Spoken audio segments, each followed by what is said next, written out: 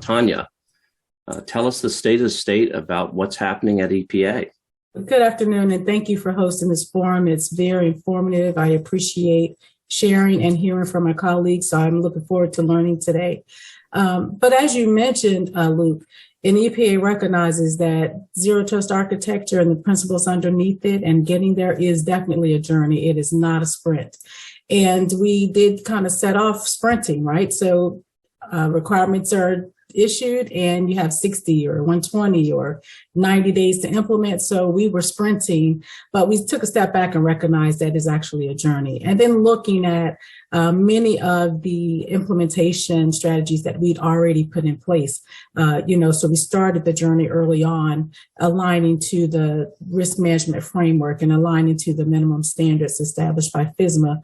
So we recognized that we needed a good, strong foundation. We very quickly adopted the CDM model, and we implemented starting with identity and verification, identifying the assets and the people that were on our network, which was one of the things that keeps me up at night, right? If I don't know who's on the network and what devices and what they're doing, then that's a challenge for us. So we quickly moved to implement continuous monitoring and identity and access management solutions to give us some sense of what was going on in our network.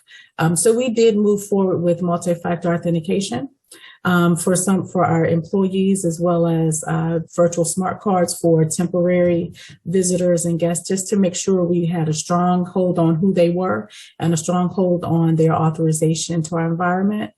We also focused on data. Right. So we're protecting systems. A lot of times in IT, we focus on systems and network, but we also had to put some fundamental protections to safeguard our data.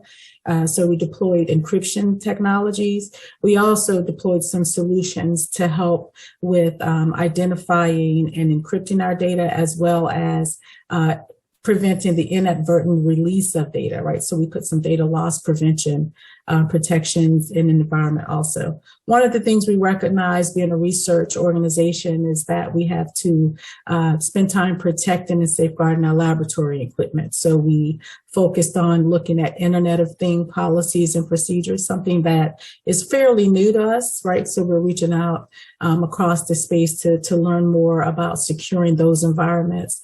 And we're also focused on bringing those environments into the enterprise fold. Right now, to protect the integrity of the information, a lot of those environments are isolated. So how do we bring those into the enterprise fold and get visibility into making sure we're able to address any vulnerabilities there? We also migrated to cloud, right? Cloud adoption. So in a sense, the zero trust strategy brought a lot of previous requirements together and helped us with a clear focus and direction to get us toward our zero trust architecture. Right.